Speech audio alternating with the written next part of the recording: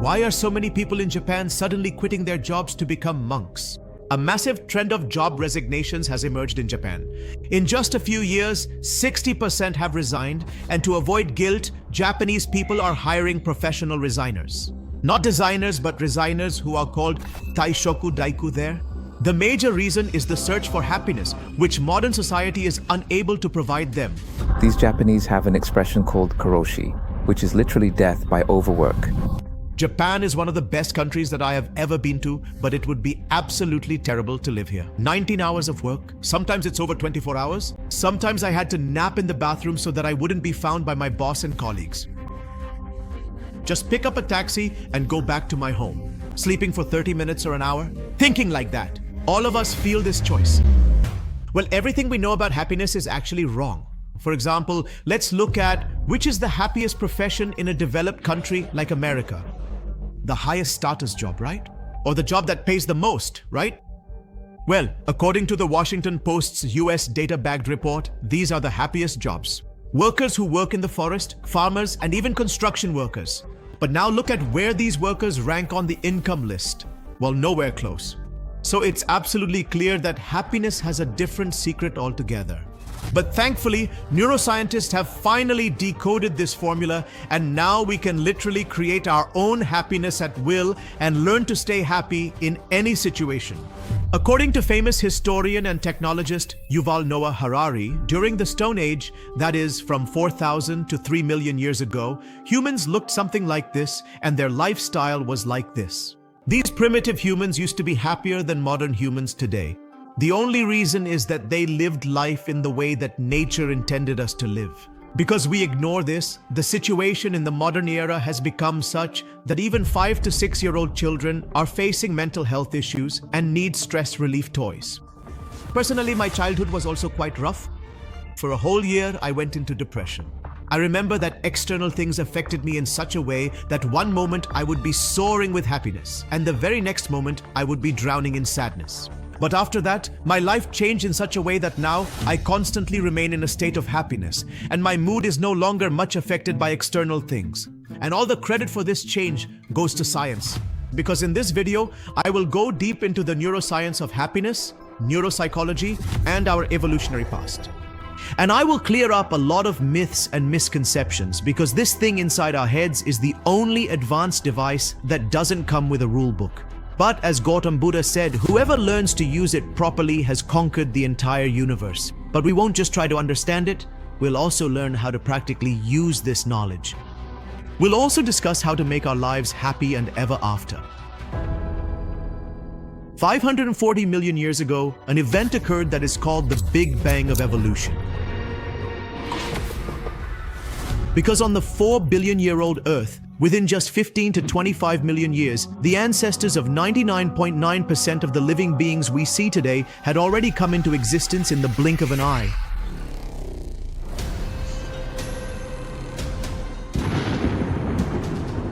Except for invisible organisms like bacteria, viruses, etc., which are billions of years old. This Big Bang of evolution is called the Cambrian explosion. And it was only after this event that, for the first time, our ancient relatives gained the ability to experience life.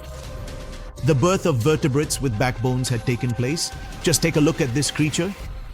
These are Milokunmingia and Haikuichthys, the ancestors of our ancient cousins and of lampreys.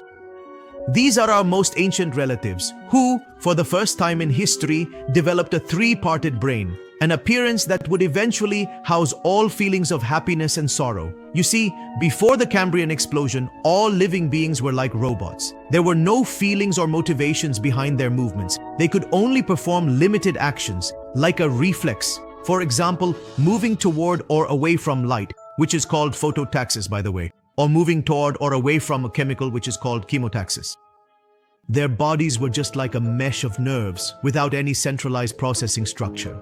That's why whenever they received a stimulus, they would react with an automatic reflex action, without any internal processing. They didn't create any internal state of their own. But when our ancient relatives developed this new three-parted brain and spinal cord structure, together forming a centralized nervous system, it allowed these creatures to take in external information, which their centralized nervous system would process and create an internal chemical state. This chemical state would be experienced by these creatures as an emotional state, and they would act based on that. The body could now feel sensations like fear, hunger, thirst, and sexual drive.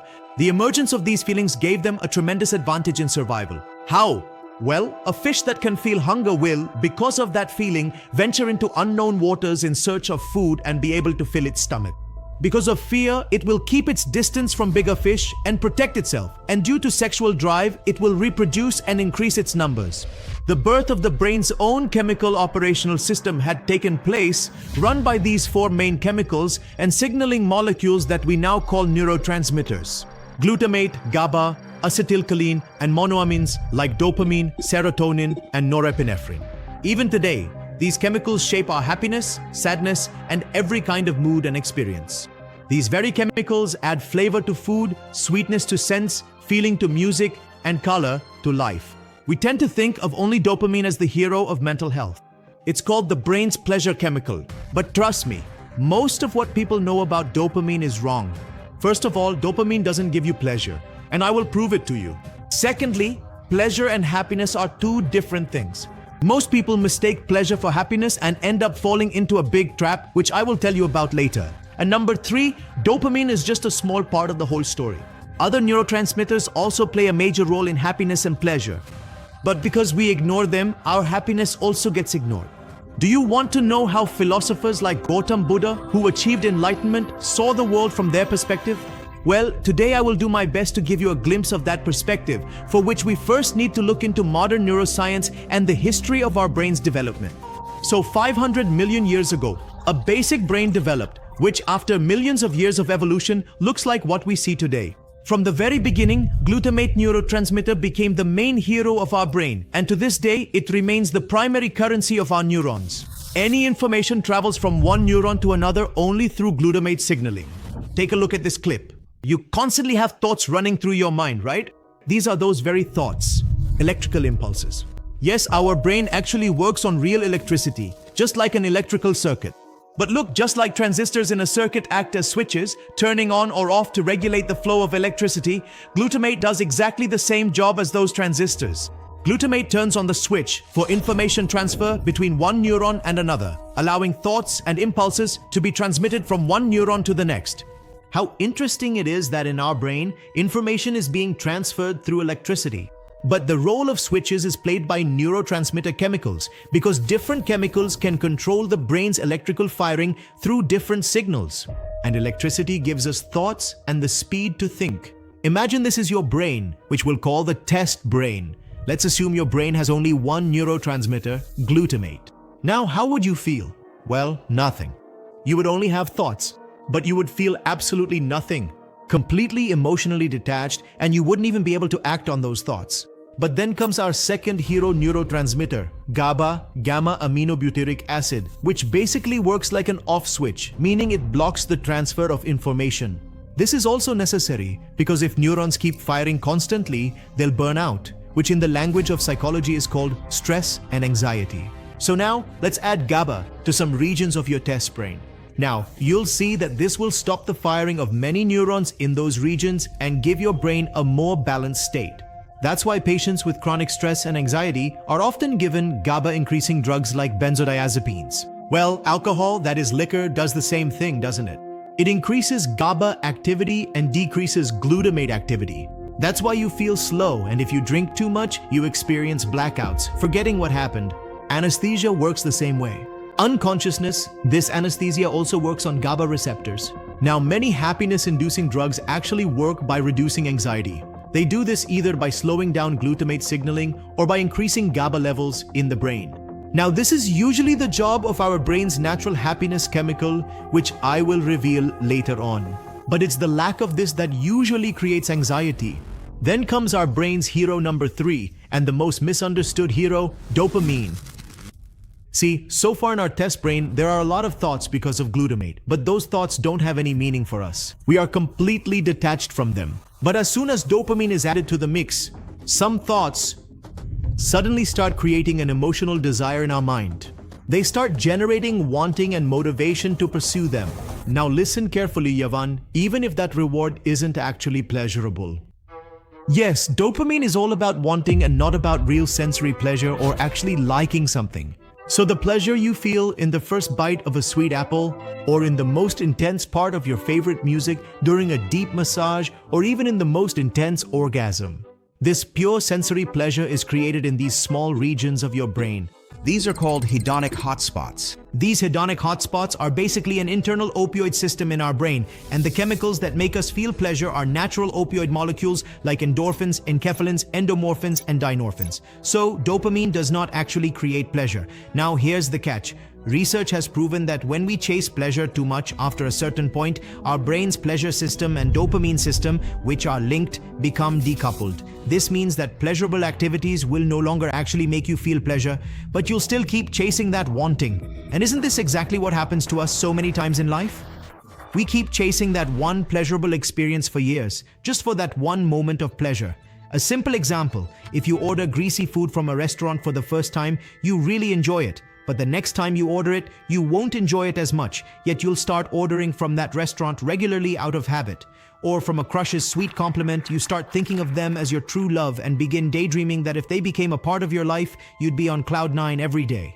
This is exactly why one-sided love happens, when we desperately want someone based on just a few pleasurable experiences with them. Despite knowing that practically that person is not right for us, or that they are being extremely disrespectful in the present, this is called the hedonic treadmill. The more you chase after pleasure, the more pleasure will keep you running after it. The wanting never ends, and ultimately, just as a person gets tired from running, the same happens with our mind. Stress and anxiety are created, and in the end, our happiness is sacrificed. An extreme example of this is addictive drugs like fentanyl and heroin, which are also synthetically produced opioids. They directly stimulate your hedonic hotspots. Has anyone ever found real happiness by using them? No. They end up ruining lives. I honestly don't know how my entire future will truly unfold, man.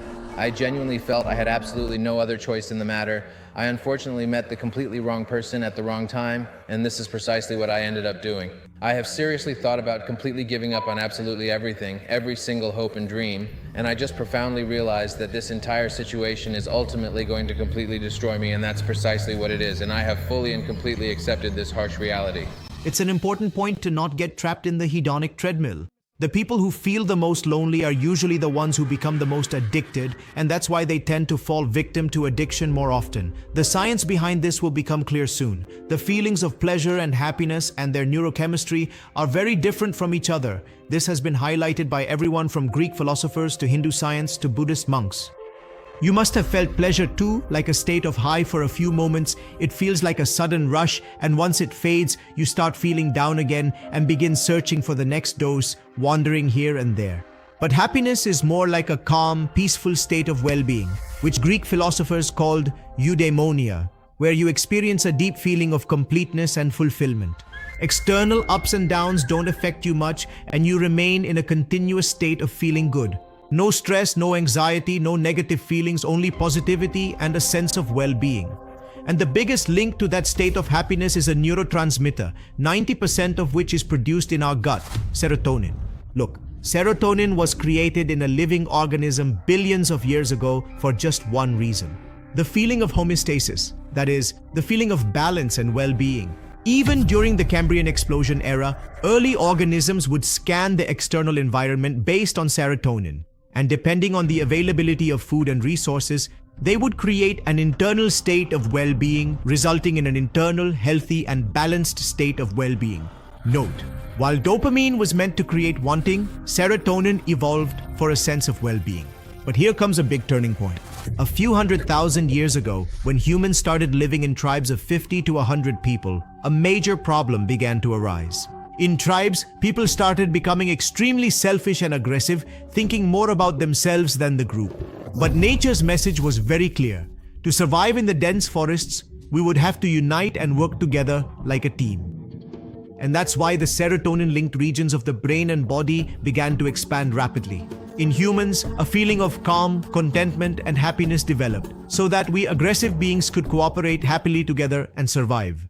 And that's why even today, according to a 25-year-long Harvard study, the biggest reason for happiness is our relationships and social integration. Because that's why serotonin, the happiness chemical, evolved. How does it feel when groupism is happening against you or when you are being deliberately ignored? Anxious and sad, right? Your serotonin levels start to drop. The brain perceives this as severe stress. Serotonin levels are so closely linked to our happiness that having low serotonin causes depression, and that's why doctors prescribe SSRIs or selective serotonin reuptake inhibitors to mitigate this. And along with that, they say go out, meet friends, socialize. Remember, serotonin was originally created in the body to maintain homeostasis, that is, a state of balance, and this is the second secret of happiness. Visualize that this is the neutral state of your feelings, a neutral kind of baseline. Now you have experienced hedonic pleasure. There was a big spike that lasted from a few minutes to hours. And now, notice that even the neutral state will feel slightly depressing to you because it's lower. Even though the neutral state was actually neutral, now it feels like a sad state, and this very experience will drive you to seek more pleasure because your highs are now becoming lows. Now, serotonin literally, neurochemically modulates and balances these emotional ups and downs, which keeps your mood stable. But here's the catch. If you're constantly running on the hedonic treadmill, making pleasure a priority in your lifestyle, your brain will downregulate serotonin activity because dopamine and serotonin compete at the receptors in many parts of our brain, both being monoamines, which means very high dopamine equals low serotonin. And that's why many philosophers have often said that happiness is a choice. You have to let go of your wants and wanting in order to start experiencing happiness. Happiness is a commitment. It's not dependent on what you have or don't have. It's simply, I am determined to be happy. But that's the biggest problem. Today we live in a purely capitalistic, dopamine-boosting world where everything is optimized to keep you running on the hedonic treadmill. Everyone is brainwashed to want more instead of being satisfied with what they have, even if you already have enough. So, does this mean that all these high achievers like Elon Musk, Ambani, or whoever your idol is are all misguided and just running on the hedonic treadmill? Well, this is where a very crucial, important nuance comes in. It's true that a lot of successful people are actually misguided and are stuck in this loop of the hedonic treadmill. More money, more fame, more power, and they're also misleading others by influencing them. I myself was misled. I will crack the matrix. Have you ever seen a college professor with an S53, a McLaren, a Lambo, and an Aston Martin standing next to a Porsche? No, you've never seen any of this. I know how to make that happen. But actually, the people who are hyper successful and at the very top, it might seem like they're doing all this for money or fame. But they're focusing on something important that has been scientifically proven to multiply your serotonin levels and happiness many times over. In fact, this is the second biggest scientific way to boost happiness after relationships, and that is purpose, responsibility. Geo successfully took India from being ranked 158th in the world to becoming the undisputed #1 in the world in a remarkably short period of 8 years. Global health is a big thing. Still, we have 5 million kids who die under the age of 5. Coming up with new drugs and vaccines and getting them out to all the kids in the world, that's our main thing. People have called you the real Tony Stark. Okay, you have your finger in so many different advanced technologies. Well, I'm trying to do good things. You are. Our second biggest thing is all in the US, which is trying to help improve the education system here. Bill Gates was the #1 richest person in the world for a long time. Where is he today? If you look at the list, he's way down here at number 12. Even though Microsoft is still the second most valuable company in the world. And Steve Ballmer, an employee from his own company, is now even wealthier than Bill Gates, the founder. He's at number 9. Now, this is big. In the past 25 years, Bill Gates has donated more than 8 trillion rupees for the welfare and development of underprivileged people. And just recently, he announced that by 2045, he will donate all his remaining money, that is 16 trillion rupees, before he dies. I sat down with Bill Gates for an exclusive interview where the billionaire revealed he is giving away 99% of his money. By deciding to spend the money in the next 20 years, we can get a lot more done. But why? I know most of the people will say that this is just PR or a tax-saving loophole. Well, I don't know about tax saving, but this is the biggest loophole in nature. Nature doesn't give anyone happiness for free. Everyone has to earn it every day, even if you're a billionaire. And that's why all billionaires keep working until their last breath. Even after having billions, they can't buy happiness. Money can only buy empty pleasures, which, like salty water, will never truly satisfy you. Look, the abundance of capitalism has only come about in the last 200-300 years. It was only after that people started becoming billionaires and accumulating massive wealth and resources. But the human mind was shaped by circumstances from millions of years ago, and it still works that way today. Back when we used to live in wild tribes, the concept of accumulating billions in resources simply didn't exist. Instead, we would search for food or hunt together every day and then happily share and eat it as a group. It was only because of the help from our tribe and companions that we were able to fill our stomachs, and in return, we had to offer our cooperation and contribution to the tribe. Nature would then bless us with serotonin in the form of happiness and high self-esteem. Because remember, serotonin evolved specifically to promote group cooperation and survival. The people at the top know this secret of happiness, and that's why their main goal isn't just to earn money or fame, but to have a purpose through which they can give something valuable back to their large tribe, that is, the world. They're able to improve others' lives, and only then are they truly able to earn their daily happiness. That's why no billionaire or successful person ever really retires. Take Ratan Tata, for example. He fulfilled his duty and responsibilities until his last breath, even though 100 generations of his family could have enjoyed the pleasures of the hedonic treadmill. But he chose a life of purpose and of adding value to society. It's a scientific fact that there is no shortcut to serotonin except through hard work and contribution. Serotonin is self-esteem and happiness. And that's why a hardworking middle-class farmer can be happier than a lazy rich person. And that's exactly what's happening. Today, many credible reports are officially showing that construction workers, forest workers, and farmers are consistently being reported as the happiest in happiness surveys. These people are the happiest because they are living a life of purpose, hard work, and contribution. The work of construction workers is absolutely straightforward. They have to come together to build a building that will become the dream home for many people. The purpose is clear and they have to work together with their hands. So, social cooperation is linked to serotonin and they can actually see their contribution to the bigger picture in real time. One of the happiest feelings is working on a shared purpose with people you love to work with. Purpose plus contribution plus belongingness equals potent happiness. Because evolution has made us exactly for these kinds of things, and many corporate employees are not able to find such an environment. That's why all over the world, resignations and job changes have drastically increased in the past few years.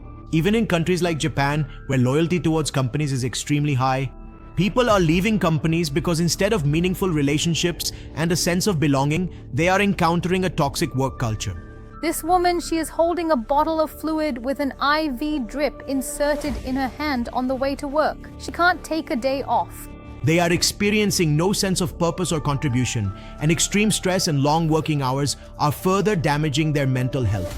To escape this, Japanese people are either changing jobs or adopting a freelancing work mode. Or some people are even leaving corporate life to become monks. Perhaps this is their perspective on enlightenment, which I'm not saying is right or wrong, but this is their perception of reality. Now, having a purpose doesn't mean you have to renounce everything and live as a yogi on top of a mountain. And it also doesn't mean that you have to run 4 companies like Elon Musk and aim to send humans to Mars. Rather, purpose is simply a mindset that views every task through the lens of contribution. Genuine contribution is the key word. No matter what work you are doing, because remember, serotonin evolved for social contribution, and that's why, for example, a data entry worker, instead of thinking, I just do a data entry job, needs to refresh their perspective on their work a little. Something like, I capture accurate information, which helps my team make better decisions and allows us to serve people better. I am also supporting my family, and I genuinely need to feel this as well. Numerous researchers back this up, showing that it significantly boosts happiness and also reduces burnout. If you are a manager, you can reframe it in such a way that you bring out the best talent in people, help develop their careers and skills, keep your customers satisfied, and support your family. The way I look at my own work is that I am not just making YouTube videos. I am spreading scientific knowledge to people so that they can empower their lives, and this keeps me happy and motivated. So, the purpose and meaning of life is purely psychological. You create it for yourself, no matter what the circumstances are. Even in sorrow, you can find purpose, that pain and suffering are refining you, and that something good is going to happen after this pain for which you are become capable. Alright, here's a crucial point to note. Money is definitely important up to a certain level so that you can fulfill your genuine necessities. Otherwise, if your necessities aren't met, you'll suffer. But once money goes beyond a certain level, it barely increases your happiness.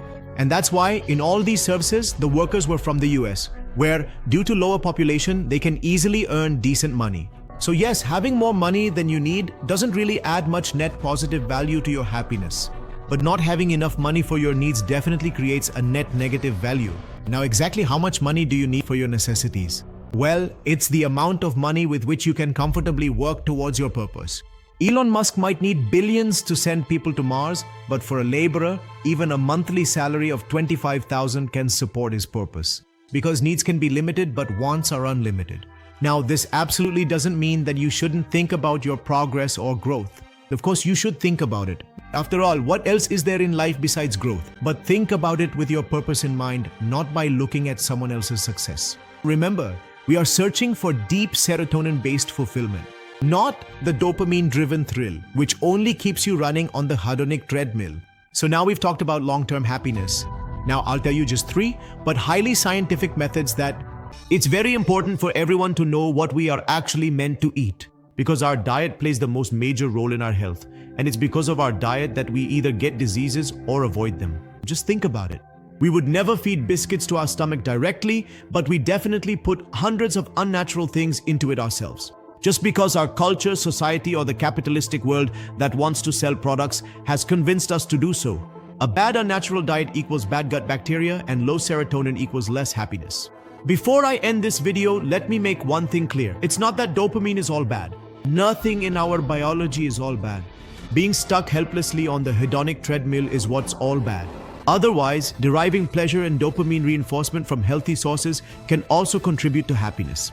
In fact, you need to make your small goals towards your purpose dopamine-driven, which will gradually increase serotonin and happiness. And this is one of the best approaches to have. In the end, friends, I just want to say that we humans have created the most advanced civilization today, but even so, our roots are still in history. We are simple beings, we have simple needs, and our happiness lies in simplicity itself. Isn't it interesting that even after earning billions, being super successful, and becoming famous all over the world, every person still has to earn their daily happiness themselves? We cannot escape our own nature and history. Okay, at least not until CRISPR genetic modification becomes legal. Thanks for watching.